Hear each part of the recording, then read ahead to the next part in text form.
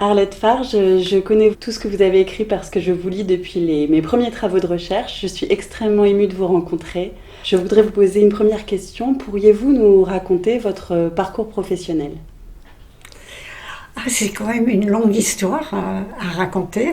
Elle n'est pas simple parce que j'étais vraiment pas destinée à être historienne. Ni mon enfance, ni mon éducation ne me faisait penser que je ferais même des études supérieures. Donc effectivement, c'est un parcours un peu particulier. En fait, ma mère ne souhaitait pas que je fasse des études, ça me faisait beaucoup de soucis d'ailleurs et tout. Et heureusement, mes frères aînés ont trouvé que c'était vraiment dommage. Et donc, elle a autorisé enfin que je fasse des études, mais seulement de droit. Donc, justement, pour quand même faire des études, j'ai fait des études de droit, j'ai fait jusqu'à le master, enfin ce qui correspond au master maintenant, en m'ennuyant mortellement, quoi, mais vraiment mortellement, enfin c'était affreux, quoi. Ça m'intéressait pas, sauf le pénal, curieusement, le droit pénal, et puis aussi l'histoire du droit. Donc il y a quand même des choses qui se font dans ce genre de choses-là. Et puis un jour je le raconte parce que c'est émouvant quand même. Un jour, dans l'entrée, je rencontre un des professeurs de droit, et en général, aux professeurs à cette époque-là, à l'université, on n'était pas tués à tout.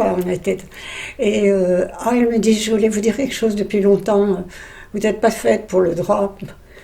Et en fait, vous devriez faire autre chose en histoire du droit, vous êtes vraiment bonne et tout. Bon, je pars avec cette idée-là, et puis je ne savais pas quoi en faire, voilà. Et c'est toujours par l'intermédiaire d'un de mes frères que je rencontre un historien, Jean Lecuir, qui a été assez important à cette époque-là, qui était l'assistant de Robert Mandrou, qui a été directeur d'études à l'école des hautes études, et qui me met en contact avec lui. Donc moi, j'arrive, vraiment, on peut dire, je sais pas, innocente, pas agrégée, hein, donc j'ai un master mais d'histoire du droit, pas agrégée, et j'ai rendez-vous avec Robert Mandrou chez lui, et on discute, et il me dit que ça serait vraiment intéressant si je faisais une thèse. J'étais vraiment intimidée, alors et il m'explique sur quoi. Il me dit voilà, il y a aux archives nationales, vous ne pouvez pas vous imaginer, il y a des kilomètres d'archives qui n'ont jamais été regardées par les historiens, ou très peu, qui concernent les archives de la police du XVIIIe siècle. Jetez-y un coup d'œil et puis vous revenez me voir. Et puis, il me téléphone, il me dit, écoutez, j'aime mieux quand même aller avec vous parce que c'est compliqué, puisque d'arriver aux archives nationales, et puis qu'est-ce qu'on fait, quoi ? Qu'est-ce qu'on demande comme manuscrit, qu'est-ce qu'on fait ? Donc il m'a aidé au départ à savoir, à trouver l'inventaire, les cotes, enfin, comment travailler. Et à ce moment-là, moi, il m'avait indiqué une série, ce qu'on appelle une série dans les archives nationales, et c'était une série de justice et police criminelle. Et je m'aperçois, quand j'ai la première liasse devant moi, qu'elles n'ont jamais été ouvertes. Alors ça se voit parce que, maintenant ça se voit plus, mais ça se voit parce que c'était un paquet de manuscrits qui était avec une ficelle. C'était plein de poussière, je me souviens. Donc ça n'avait jamais été ouvert. Et ça m'émeut d'abord, sans même savoir ce qu'il y avait dedans. Et puis, je l'ouvre et je découvre les archives de police, donc mais des tout petits faits quotidiens. C'était des commissaires de police, les archives des commissaires de police du XVIIIe siècle, donc des interrogatoires, des plaintes. Et effectivement, tout de suite, ça me parle beaucoup. Enfin, ça m'intrigue, je sais pas comment vous dire, ça me prend complètement. Surtout le fait que c'est jamais été lu, ça a quelque chose de. C'est quand même des gens qui sont morts et qui ont souffert et tout ça. Et du coup, je me dis que travailler là-dessus, c'est vraiment formidable, surtout avec un directeur de thèse qui avait l'air vraiment accessible et qui avait envie que je travaille dessus. Donc voilà, c'est comme ça que j'ai accompli ma thèse en 3 ans, voilà, en suivant les séminaires de Robert Mandrou et en 3 années, voilà. Et j'ai soutenu ma thèse. Après, il fallait l'écrire. Et j'ai appris le métier uniquement par les séminaires de Robert Mandrou et les discussions que j'ai pu avoir avec lui. Et puis l'univers de l'école des hautes études en sciences sociales, qui est un univers très où il y a toutes les matières, les sociologues, il y a des philosophes, il y a des historiens, etc. Donc il y a une ambiance que moi j'ai toujours beaucoup aimée. J'ai lu que vous aviez fait un passage par les États-Unis. Ah oui, j'ai fait un passage par les États-Unis. J'étais pas encore en thèse, enfin j'avais pas de boulot, hein, parce que c'est pas du tout d'avoir une thèse, il faut avoir un boulot. Donc j'avais pas encore commencé à faire le concours du CNRS, et donc on part, parce que mon mari devait aller, il est scientifique, et il part pour 1 an aux États-Unis, et à ce moment-là j'avais un petit garçon, que j'ai toujours, un petit garçon, et on part aux États-Unis, donc ça me permet d'aller, c'était à Cornell Université, et ça me permet d'entrer dans la bibliothèque. Ces bibliothèques ne sont pas du tout comme en France, c'est-à-dire que vous pouvez aller dans les travées, aller chercher les livres, ce qui n'existe pas en France. Il faut demander aux magasiniers, etc., remplir des fiches. On dit que là, vous avez le droit ce qui était très étonnant. Donc là, j'ai beaucoup lu sur la criminalité, les choses comme ça. Puis au bout d'1 an, je suis revenue. Et après, j'ai mis très longtemps avant d'entrer au CNRS. C'est pas une partie de passer un concours. Très complexe, moi, je trouve. Donc j'ai mis 3 ans avant de... oui, 3 ans, c'est-à-dire je me suis présentée la 3e fois, j'ai pu... et je suis rentrée au CNRS. Heureusement, je suis rentrée en même temps à l'école des hautes études, au centre de recherche historique de l'école des hautes études, ce qui était un labo vraiment très, très sympathique. Mais la vie aux États-Unis m'a permis aussi... à Cornell, c'est la province, mais enfin, c'est quand même une université assez battante, quoi. J'y suis arrivée à un moment clé, à un moment politique, des Panthères noires et du début du féminisme, puisque j'y étais en 69. Et tout était nouveau pour moi, déjà, l'entrée en histoire, les Panthères, ça n'a rien à voir, mais les Panthères noires, les possibilités d'aller dans les bibliothèques, et puis déjà commencer à manifester. Peut-être je l'ai fait d'autant plus librement que quand on est à l'étranger, on se dit que personne ne vous connaît et tout, que voilà, je sais pas si ça aurait été pareil en France. Je me suis souvent demandé, est-ce que j'aurais été tout de suite dans les premières féministes, c'est pas sûr. Là, c'était la liberté complète, enfin, j'avais l'impression de vivre une très grande liberté, et c'était mon premier contact avec les féministes et la lutte pour l'avortement. Vous avez fait un petit passage par Jussieu aussi. Vous avez, le passage par Jussieu, c'est à cause de Michel Perrault. enfin grâce à plutôt, je devrais dire, Michel Perrault, qui avait besoin d'une assistante et qui m'a demandé de venir enseigner avec elle. En fait, bon, c'est une femme tellement généreuse, j'avais même pas l'impression d'être son assistante. On travaillait toutes les deux, elle sur le 19e siècle et moi sur le 18e. Et de toute façon, l'enseignement, j'ai beaucoup aimé. Et c'était une époque aussi où les étudiants, ils étaient... enfin, ils le sont toujours, hein, mais ils étaient vraiment, comment dire, très politisés, très, très vivants, très... Donc, c'était des séminaires, enfin, c'était des cours plutôt, voilà, que j'aimais bien faire. En plus, avec Michel, c'était formidable, quoi. Et le groupe de travail des études sur les femmes, comment ça se... Alors, c'est-à-dire que donc j'étais à Jussieu à ce moment-là, mais pas encore professionnellement, c'était bénévole, entre guillemets, enfin, je veux dire que ça faisait partie de ma formation. Et les psychanalystes de Jussieu, avec Hélène Sixou et toutes ces personnes-là, avaient déjà commencé un groupe femmes.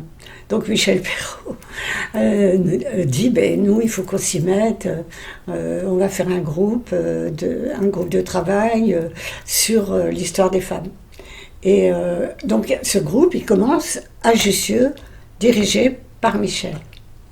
Et on n'est pas très nombreuses, hein. Si on est 6 ou 7, ça doit être tout. C'est vraiment le b.a.-ba du féminisme, surtout en histoire. Est-ce que ça... Alors, avec le recul, je voudrais dire que... Et même c'était un petit peu difficile, c'est-à-dire que on travaillait toujours, c'était triste, quoi. On travaillait toujours sur la pauvre blanchisseuse, la lavandière, je ne sais pas comment dire, la femme de ménage, la femme dans la maison et tout. Et je me souviens que je trouvais que c'était très important à faire parce que ça n'avait jamais été fait. Mais je me souviens qu'à l'intérieur de moi, je veux dire, non, c'est super triste quand même. Et dans ma tête, je me disais, j'espère qu'il se passera autre chose, ce qui s'est passé après à l'école et aux études, qui fut très différent. Alors on saute un peu dans le temps. Donc j'arrive au CNRS et là, je continue. En fait, quand j'étais dans mon labo, on avait quelques réunions de labo, mais il n'y avait rien sur les femmes à ce moment-là. Et on travaillait, c'était très libre. C'est-à-dire, moi, j'étais tout le temps en bibliothèque, tout le temps aux archives, à vrai dire, en train de faire la thèse. Et puis, après la thèse, après la soutenante, voilà, il y a une avancée quand même du féminisme aussi en France et qui avance et qui en fait forme ce qu'on a appelé à ce moment-là des ghettos. Dans certaines universités, les gens s'inscrivaient, les étudiants ou les étudiantes, enfin vous imaginez bien que c'était plutôt les étudiants, qui faisaient des licences histoire des femmes. Et avec Michel Perrault, on pense que ça fait vraiment ghetto et qu'il faut inscrire l'histoire des femmes dans l'histoire et pas faire l'histoire des femmes seulement. Donc, on décide d'organiser à l'école d'études et à ce moment-là, Michel me demande de prendre la direction d'un groupe d'histoire des femmes qui a duré longtemps, 10 ou 12 ans, je crois, et où il n'y avait que des femmes. Parce que là, de ce côté-là, c'était décidé comme ça, il n'y aurait pas d'hommes et tout. À un moment, on a introduit des hommes, et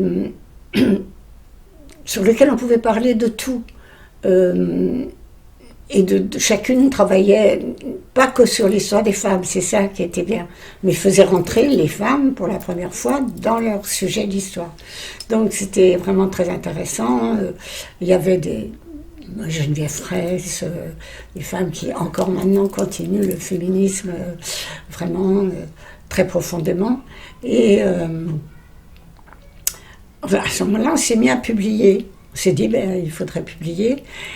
Mais on avait un gros problème, c'était que à l'école et aux études, bon, soyons justes. Tout le monde était très gentil avec nous, mais vraiment, ils étaient, les hommes en tout cas, ils étaient très, très moqueurs, quoi. Heureusement qu'on faisait autre chose que l'histoire des femmes, parce que moi, je ne sais pas si j'aurais supporté quand même.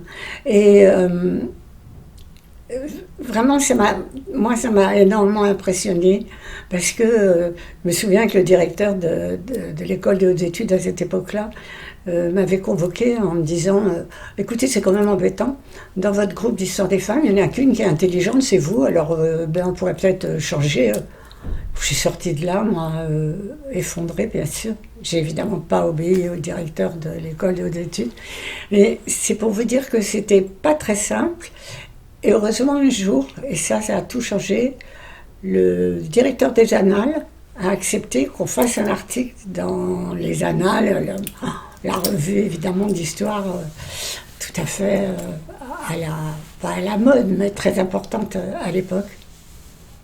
Et si je peux raconter une anecdote, je sais pas, quand on a eu fini l'article, il fallait aller le porter au bureau des Annales, qui était à l'autre bout du couloir. Donc on part à trois, je crois qu'il y avait Pauline Schmitt, Geneviève, Fraisse et moi. Et on était attendus, on avait rendez-vous. Et les portes étaient ouvertes, et on voit trois directeurs d'études qui faisaient partie de la revue. Et puis, ils crient tout fort dans le couloir. Les voilà, vite, fermez les portes, elles vont nous castrer. Et là, c'était quand même pas un bon début. Mais à force, quoi. Bon, on a tout entendu et tout. Et à force, ils ont plié, quoi. Et finalement, grâce aussi à Georges Duby et à Michel Perrault, à l'arrivée de la publication de l'histoire des femmes en 4 volumes, je crois. Oui, en 4 volumes. Bon, c'est devenu quelque chose bon, qui a fait vraiment une petite bombe intellectuelle à cette époque-là, quand c'est sorti. Mais franchement, bon, c'était pas dramatique ce qu'on traversait, mais c'est pas facile de travailler sous une ironie tellement constante, quoi, et plutôt déplacée, quoi. Bon, voilà. Mais bon, ben, on a continué. On était quand même d'une part très forte, forte psychologiquement, heureusement, et puis on avait envie de continuer. On savait qu'il fallait le faire. Enfin, il n'y avait pas de problème. Alors, pour parler de vos sujets de recherche, vous êtes parti du vol d'aliments, c'était votre thèse, c'est ça? Oui, c'est ça. Et donc, les sujets qui vous ont animé pendant votre vie de chercheuse, donc si vous pouvez nous raconter. Ben, c'est-à-dire que c'est vrai que une fois que je suis rentrée dans les archives, comme je dis, je n'ai pas pu les quitter.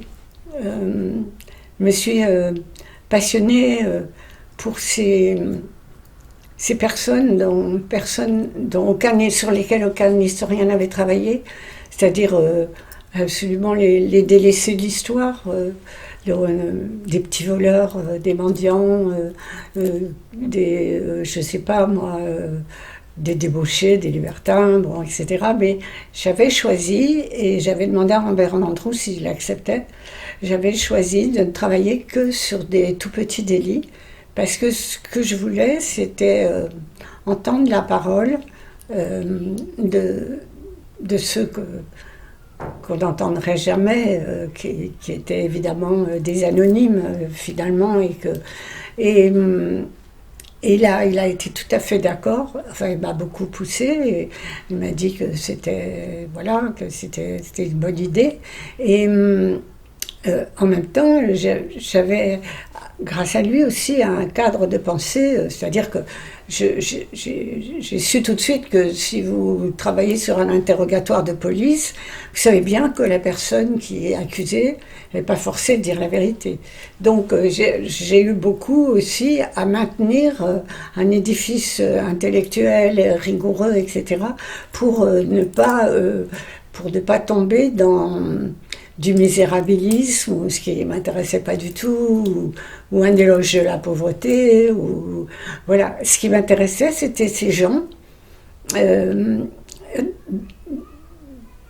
part qui parlaient, qui disait souvent, qui terminait en disant ne sait ni lire, ni écrire, ni signer, donc avec des croix. Donc, quand vous avez l'archive en main, vous sentez complètement la personne qui est là.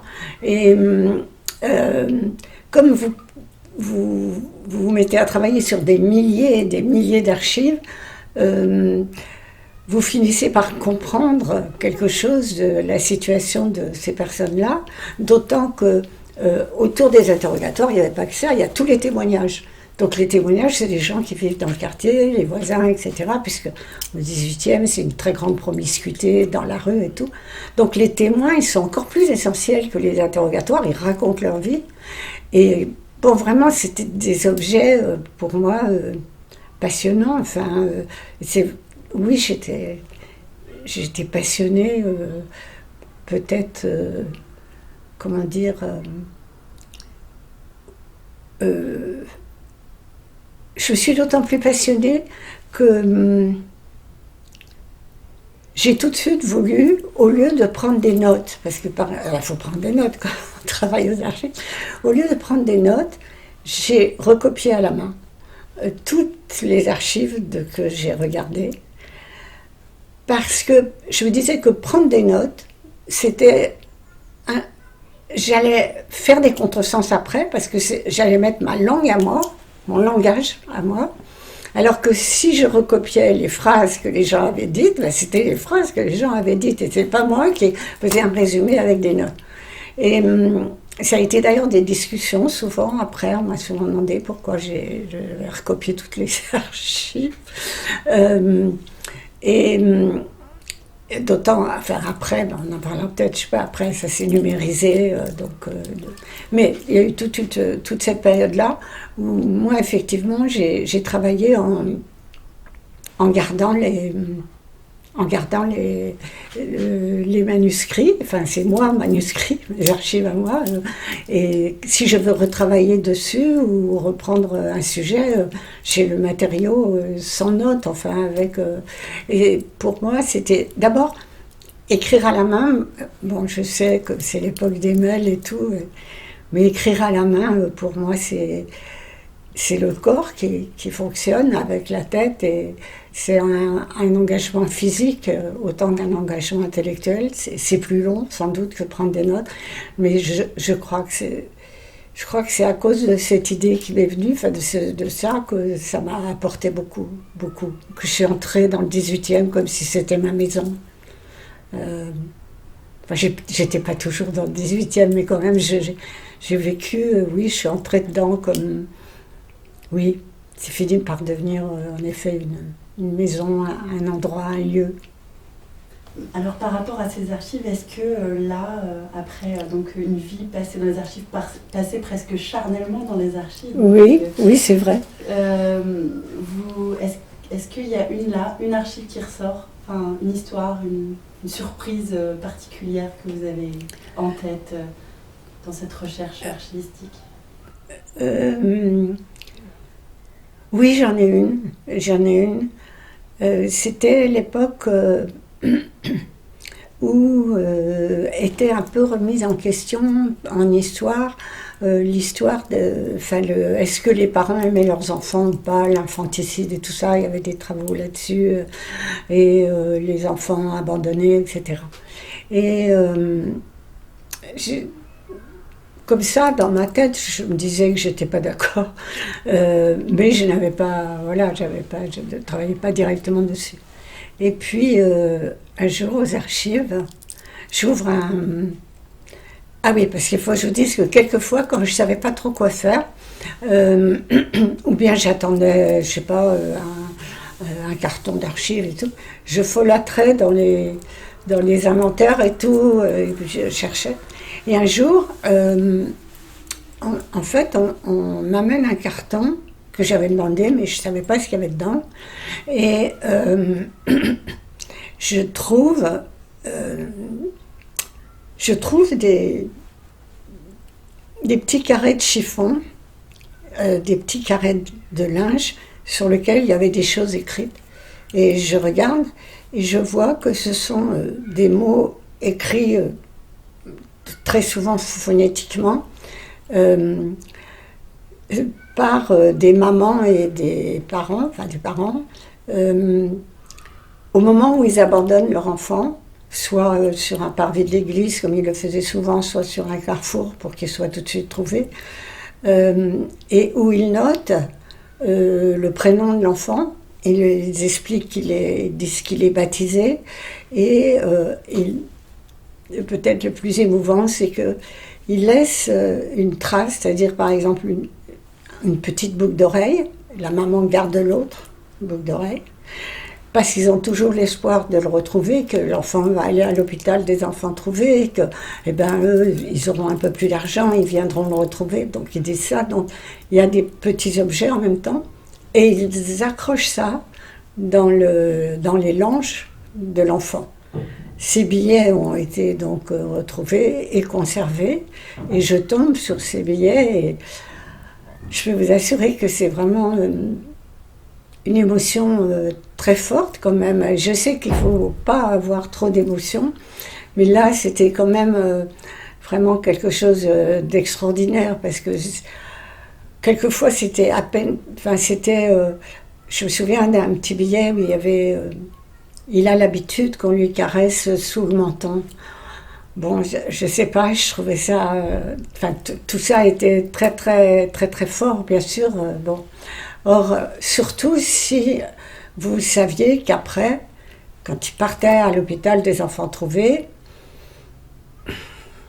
c'était tellement terrible. L'hôpital des enfants trouvés, c'est pas qu'ils étaient maltraités, mais c'était comme ça, ils étaient tous dans les lits les uns des autres, etc. Il y avait des épidémies et tout, donc il y avait un taux de mortalité, donc ils ne retrouveraient pas leur enfant. Et du coup, je me suis intéressée à ça, et notamment, c'est une anecdote, mais elle est tellement... je tombe sur un document où il y a des parents qui, 8 ans après avoir mis leur petite fille à l'hôpital des enfants trouvés, enfin ils savent qu'elle vont à l'hôpital des enfants trouvés pour demander pour demander si ils ont leur petite fille.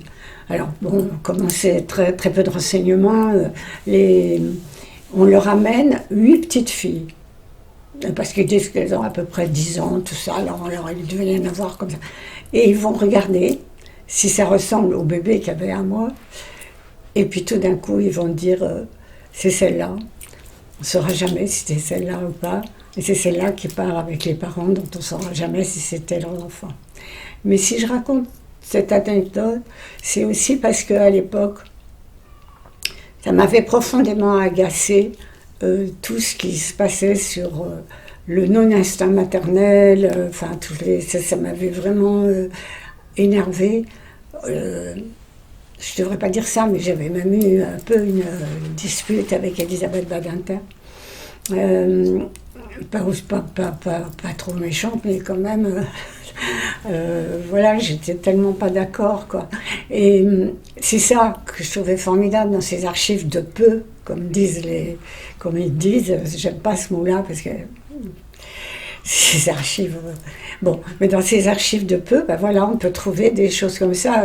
Celle-là est la plus saisissante, j'en ai trouvé d'autres aussi, mais du coup, j'ai pu travailler un tout petit peu sur ce domaine-là, et sur les coches d'eau qui s'en allaient, parce que les parents souvent mettaient les enfants en nourrice, donc ils les amenaient à la Seine, au port, où il y avait des coches d'eau, où des meneurs d'enfants les emmenaient chez les nourrices. Donc j'ai travaillé beaucoup sur tous ces sujets-là, qui étaient peu connus à l'époque, et où on a en fait, où il y a il y a encore plein de choses à trouver, puis il y a plein de documents, et plein de parents qui s'expriment, bon, c'est assez... Bon, quand on va dans les détails, qu'on s'aperçoit qu'ils ils montaient la Seine très loin et qu'il n'y avait jamais assez de lait, donc le meneur leur donnait du vin, on se dit que oui, c'était pas forcément la vie rêvée. Alors vous avez commencé en faisant des études de droit, vous êtes devenue historienne, mais en travaillant sur des archives judiciaires, et en même temps, ce qui vous intéresse dans ces archives judiciaires, c'est à saisir les vies fragiles des gens qui n'ont pas de voix. Mais du coup, rétrospectivement, quel est votre regard maintenant sur la justice Aujourd'hui? Oui, aujourd'hui. Enfin, ah non, sur la justice dans les archives. Oui. Avec votre... Alors, c'est une question qui est compliquée.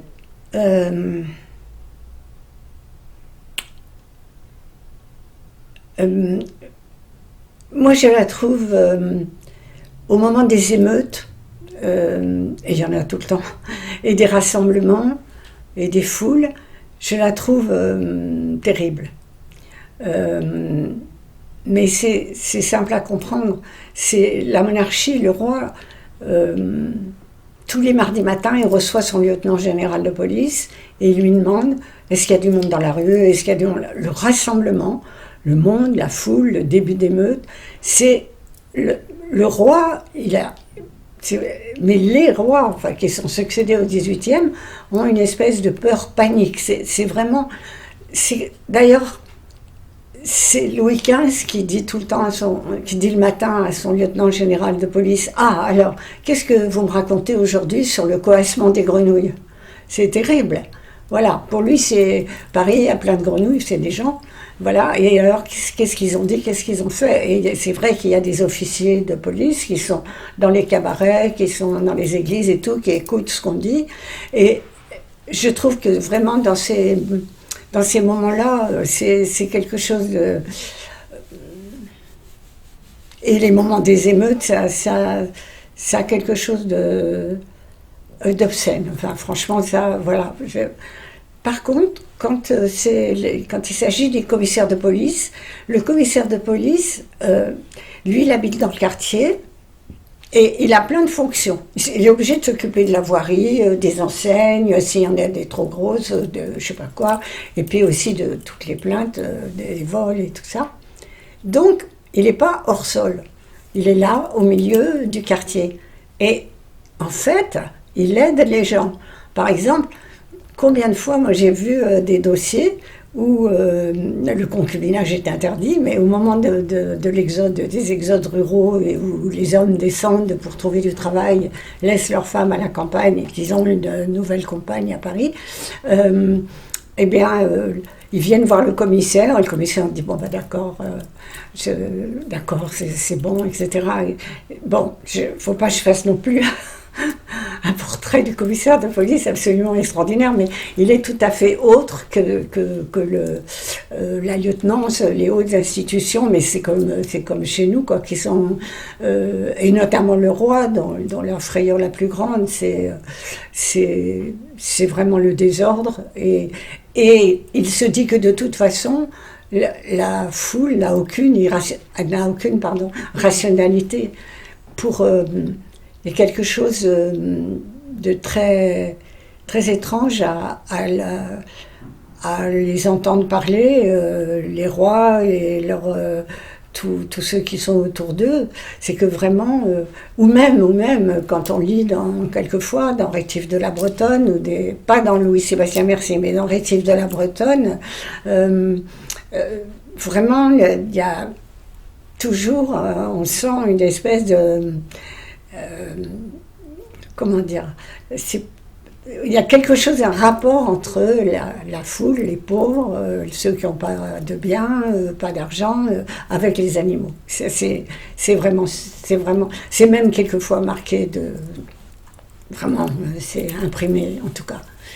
Alors qu'est-ce que je pense non mais après, bon, les exécutions, je les trouve terribles. J'ai voulu travailler sur des registres qui sont faits pendant que ceux qui sont condamnés à mort, enfin, ou ceux qu'on va obliger à avouer sur des meurtres importants, sont torturés. Enfin, torturés, oui, c'est torturé. Et il y a le rapport des questions qui leur sont posées à ce moment-là et de leurs paroles. J'ai arrêté, je ne pouvais pas. Il y a des choses, je ne pouvais pas. Mais les exécutions, il y avait une foule immense qui allait les voir. D'ailleurs, elle ne poussait pas, comme on dit, des cris de joie. Je crois que les gens étaient entre... devaient se dire que c'était la justice, mais il y avait aussi des moments de sidération, surtout quand c'était les femmes, parce que les femmes étaient pendues et étaient exhibées pendant longtemps après la pendaison, alors que les hommes étaient rompus vifs et partaient, les corps partaient tout de suite, alors que les femmes restaient. Et ça, c'est quelque chose qui m'a toujours posé question, et j'ai pas de réponse. On parle d'exécution, ça nous amène peut-être à Michel Foucault, votre rencontre avec Michel Foucault. Alors, ouais, c'est un événement tellement extraordinaire qui a bousculé ma vie, bien sûr.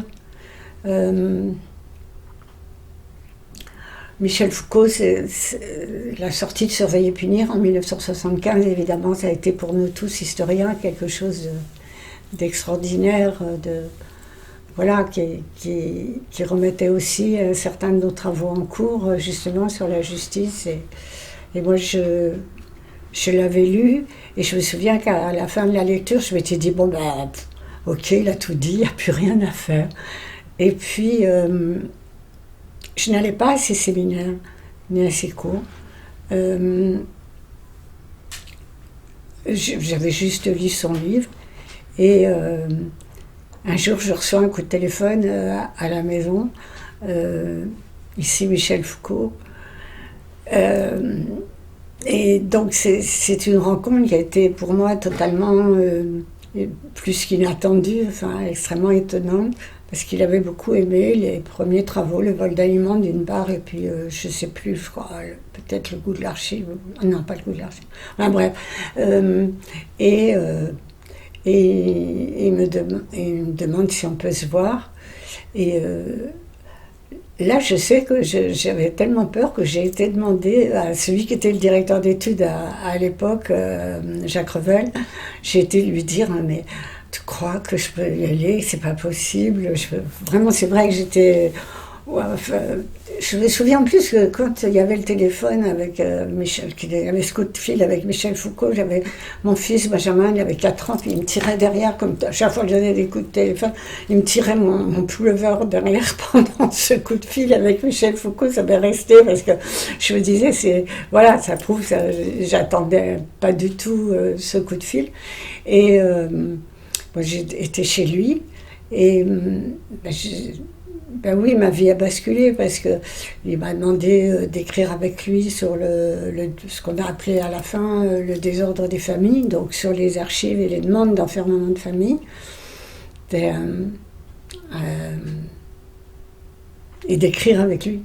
Et c'était une expérience totalement inattendue. Mais il avait tellement de simplicité, de relation, tellement de courtoisie, tellement de gentillesse que voilà, je ne me suis pas sentie écrasée. Enfin, si, intellectuellement, quand il commençait, d'accord, mais je ne me suis pas sentie écrasée vraiment parce que il aimait tellement la relation aux archives qu'on pouvait discuter des heures, quoi. On ne faisait pas de philo, quoi, sans quoi j'aurais pas pu être là. Mais après, construire le livre, ça a été vraiment aussi écrire, ça a été vraiment très, très, oui, très fort, très, très, très intéressant. Et c'est vrai que je sais pas comment vous dire, parce que je sais toujours pas comment c'est arrivé. Et en même temps, le directeur de Jacques Revel, le directeur d'études, directeur de l'école des hautes études, il m'avait dit « D'accord, tu devrais y aller, t'en fais pas, mais ne dis rien à personne. » Parce que Michel Foucault n'était pas aimé des historiens du tout, même critiqué, puisqu'on a écrit avec Michel Perrault et lui, tout ça, L'impossible prison, qui était donc une espèce de questionnaire vraiment argumenté et assez lourd opposé un peu à Michel Foucault. Et donc moi, j'ai vécu ça dans un silence absolu jusqu'à la fin. Et c'était étonnant, quoi. Il ne fallait pas que j'en parle. parce que ça aurait été très mal vu. Et ça, c'est pas très simple. Mais bon, c'était tellement important et tellement chouette de travailler avec Foucault, d'avoir été très drôle. Elle était vraiment très drôle.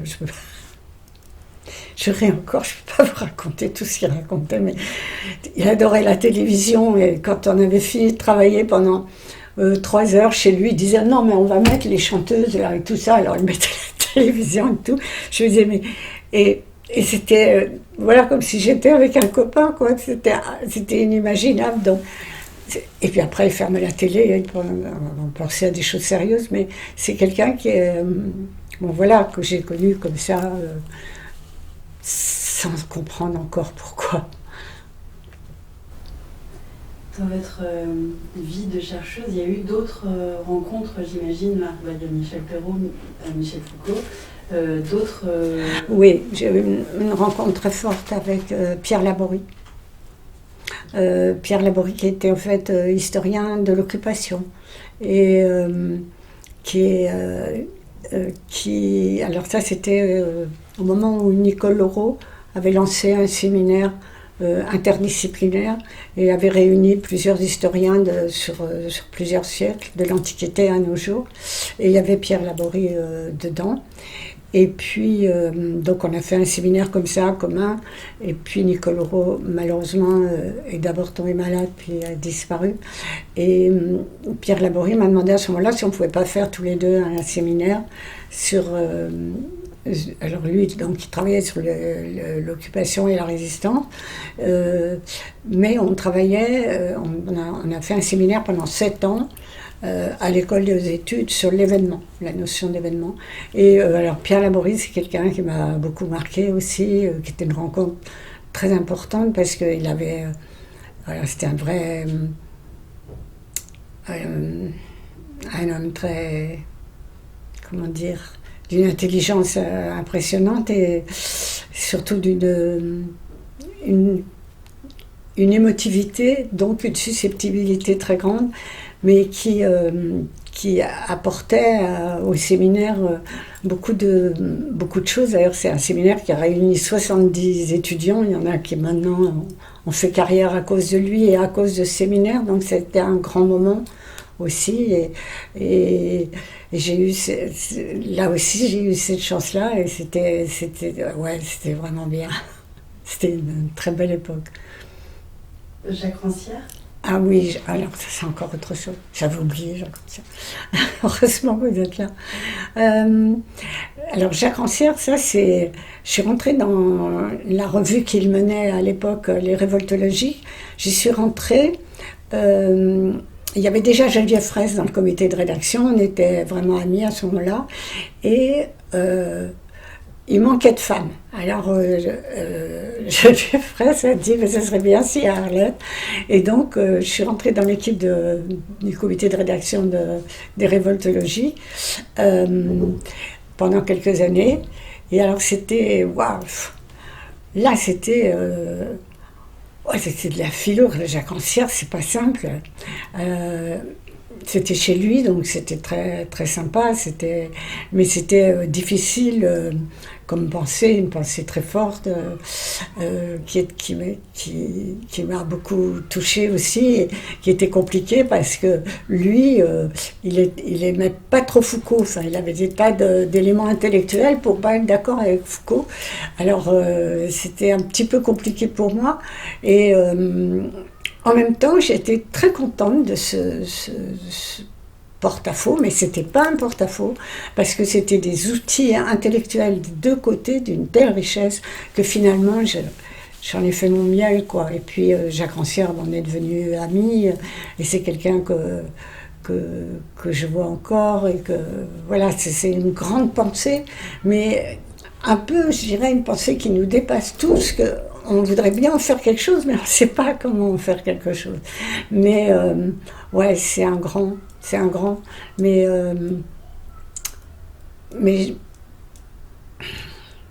je voudrais tant qu'il ait plus d'écho, quoi. J'aimerais beaucoup qu'il ait plus d'écho. Il a de l'écho chez les intellectuels, mais il n'a pas un écho formidable.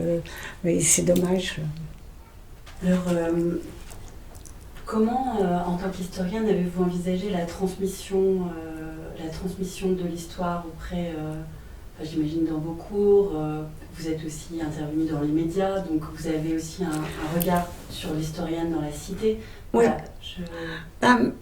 Moi, ce qui m'est venu tout de suite à l'esprit, j'avais vraiment, c'était tellement étonnant ce que je rencontrais seule dans les archives, parce que faut quand même dire que j'ai passé ma vie dans les archives et c'est la solitude, c'est une grande solitude. Enfin, elle est peuplée par les gens que vous rencontrez sont sur les manuscrits, mais enfin, c'est une grande solitude. Et j'avais envie de transmettre, de dire aux autres, voilà, donc j'ai eu envie de publier des livres. Alors qu'à cette époque-là, on publiait des articles dans les revues. J'ai peu publié d'articles, je ne sais pas, j'avais envie de faire des livres. Et surtout, les séminaires, et j'ai été aussi entraînée par le fait que on m'a demandé de faire partie des lundis de l'histoire à la Maison de la Radio. Et là, c'était aussi une expérience formidable. Donc, ceux qui dirigeaient, c'était Roger Chartier et Michel Perrault. Et donc, et puis il y avait l'équipe autour d'eux. Et donc, ça, c'était vraiment aussi une façon de transmettre l'histoire, qui n'avait rien à voir avec Stéphane Bern, quoi. Il n'était pas là encore, mais enfin, c'est ce que je veux dire. Et donc, qui est resté longtemps sur France Culture. Et après, j'ai eu la chance qu'on me demande de la faire toute seule. Et j'ai fait pendant 5 ans toute seule, en essayant d'inviter des gens qui n'étaient pas historiens, mais dont l'activité avait un rapport avec l'histoire. Ça pouvait être un cinéaste, ça pouvait être un artiste, ça pouvait être un écrivain. Et là aussi, c'était l'envie de partager et de transmettre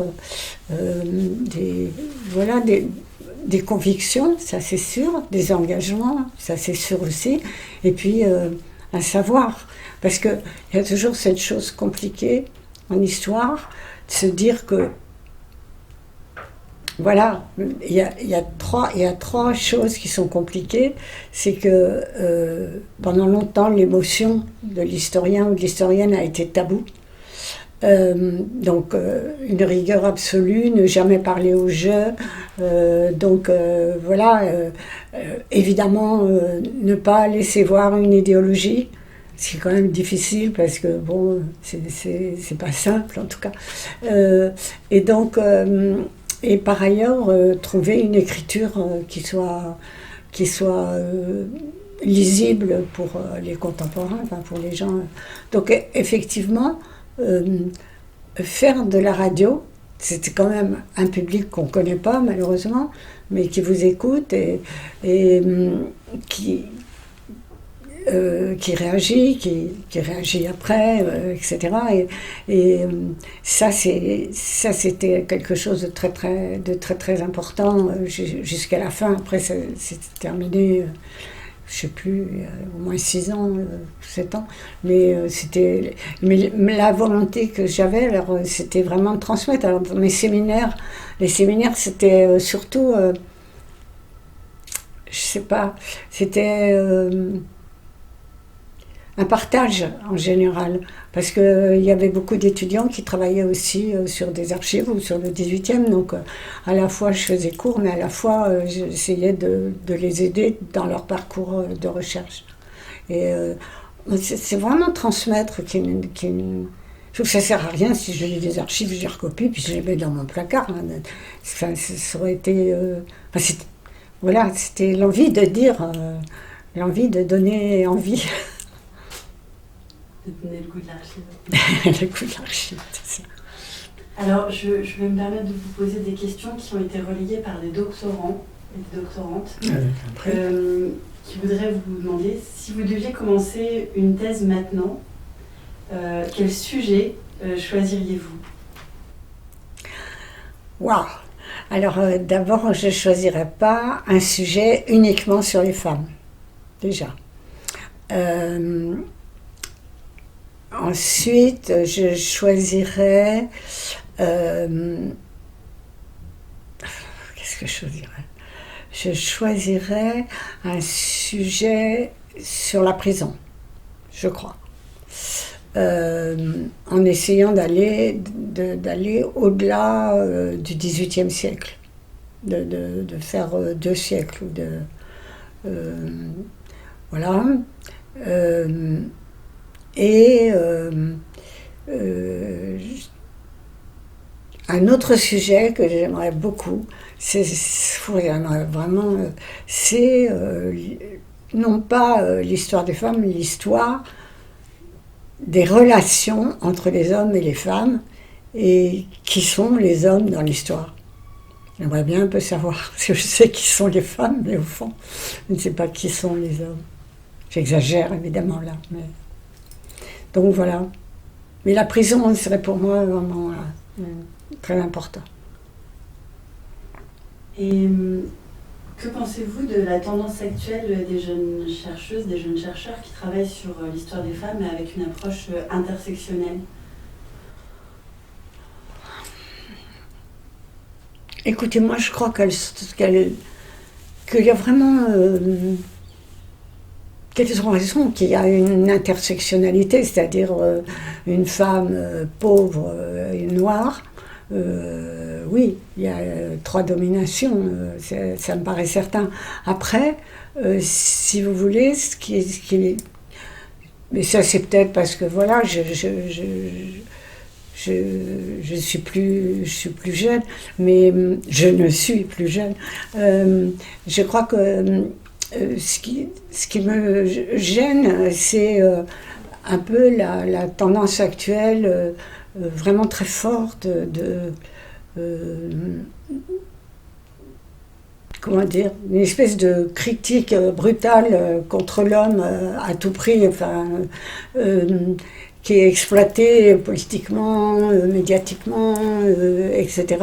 Et je trouve que MeToo et tout, c'est très très intéressant, et vraiment je trouve tant mieux, parce que vraiment je suis sûre que ça fait changer plein de choses et tout, mais il arrive un moment où, c'est pour ça que j'aurais bien aimé faire quelque chose sur la relation homme-femme, et j'ai fait une émission sur la rencontre amoureuse il n'y a pas très longtemps, et ça m'intéresse beaucoup, parce que on ne va pas se battre quand même entre hommes et femmes. On ne va pas arriver jusque-là. Et il y a des moments où, surtout aux États-Unis, ça me fait peur, quoi. Ça me fait peur de voir ce qui se passe. Enfin, par exemple, dans les universités, où toutes les portes des bureaux des hommes sont ouvertes.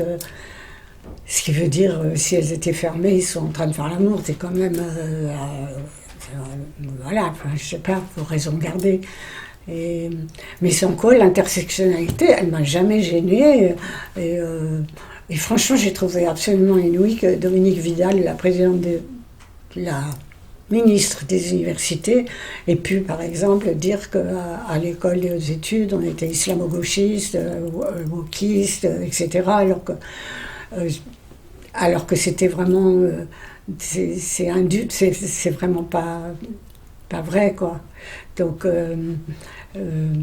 franchement, il y aurait... Alors après, sur l'excessif engagement de certaines, mais c'est pas tout le monde, c'est vrai que moi j'aurais des choses à dire, elle aimerait bien discuter avec elle, mais je sais pas si je saurais discuter avec elle, parce qu'elles sont très violentes, quoi. Donc c'est difficile. Vous avez vu le site Criminocorpus Oui. Pour regarder oui. Donc, quel regard portez-vous sur la démarche adoptée par Criminocorpus sur le site ? Ben, moi, je trouve ça formidable. Je ne savais pas que ça existait. Je trouve ça... bon, il existe un ministère de la police, vous savez, rue du Cardinal Lemoine, qui est pas trop mal fait.